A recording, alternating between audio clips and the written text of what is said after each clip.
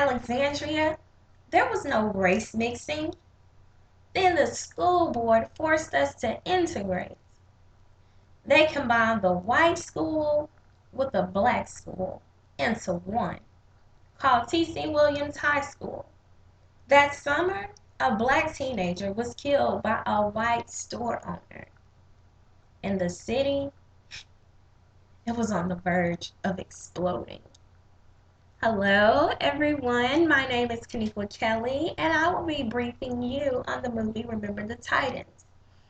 Those lines that I just read to you were actually the opening lines of the movie, played by one of the characters. This movie is based on a true story, and it's about an integrated football team that I feel displays our country's unified historical beginning. Many times we hear, never forget where you came from. But I think in our well blended society that we sometimes forget. And it's not our fault, it's not so bad, but I think that this movie definitely takes us back to that place, and it humbles us and it makes us thankful that we're here and we're together, we're unified. So first I'd like to explain to you the core leadership styles that I selected and why I selected them. Then I'm going to tell you about the leadership styles depicted in the movie that I would like to emulate myself. And in my third point, I'll inform you on Kelly's followership description reflecting the movie.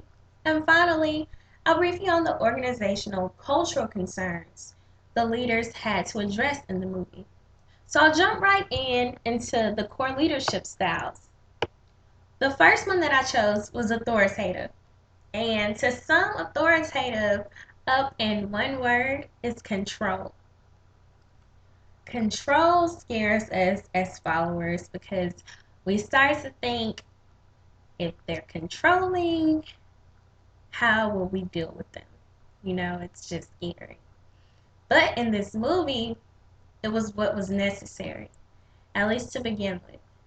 And Coach Boone took on that authoritative leadership style. He first met with the boys and came in and told them, this is no democracy, it is a dictatorship. I am the law. And of course, the guys are looking around like, what have I gotten myself into? But they needed that. They needed that approach because they were so immature. Here we have black boys and white boys that have probably never been in the same room with the opposite race. And now they're going to be going to school together. They will also be on the team together, which means they'll be working together. So it was necessary. They needed someone to actually tell them what to do, tell them how to act, tell them how to react, and tell them how to work together. So that was that S1 leadership style. And he had to make all of the decisions with clear and specific instructions so that they understood to begin with. And it was funny because he even spoke in a domineering voice to Coach Yost, who was the head coach before Coach Boone stole his position. So, everyone was like, this guy needs to calm down a little bit. But as time progressed, the movie illustrates that Coach Boone used a more participative leadership style. And that was awesome. Because participative leadership style is also known as democratic, which is more supportive and it's a very reassuring guidance. And that's what a team would love to have. They want that support, especially guys. So to see his launch of growth, especially on the Gettysburg run, it's amazing because you can see him run alongside with the boys and the other coaches, and you can see his heart and his leadership style grow from controller to representative. It's awesome. And when they actually got to that point at the graveyard, he said, if we don't come together right now on this hallowed ground, we too will be destroyed, just like they were. I don't care if you like each other. or not, but you will respect each other. And that was amazing. That was something that everyone needed to hear, including Coach Boone. And you can tell, as I said, his authoritative approach turned into participative. It grew, actually. So, of course, as followers, we might not enjoy that S1 style, but it's necessary. And we all know, as leadership minors, that to be a successful leader, you must first be a successful follower. So I selected those two because they're more effective, honestly. We know about delegative leadership style, but it's a more hands-off approach. And of course, playing football, a contact sport, interference is a must. You got guys in high school, hormones, they need that. They needed that interference at the time. But let's go into the leadership styles that I would like to emulate. That would be both authoritative and participative. I don't want to go into an organization, honestly, with that hands-off delegative approach because they don't know me and they don't understand me. They don't understand my vision for our team.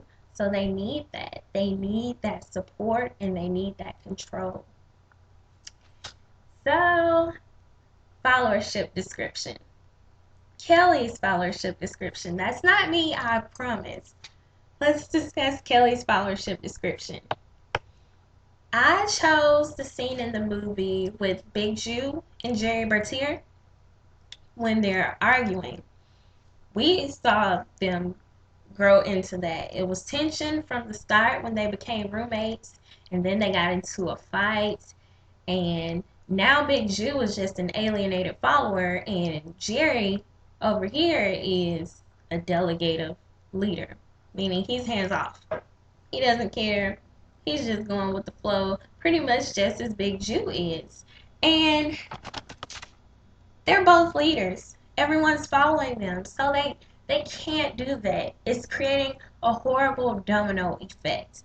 And when Big Jew said to Bertier, attitude reflects leadership, Captain, it took a toll. It took a toll on Bertier because he knew that he was being negligent. And as I said, it was creating a domino effect. No one cared. Everyone was just there. So it created a change for the better.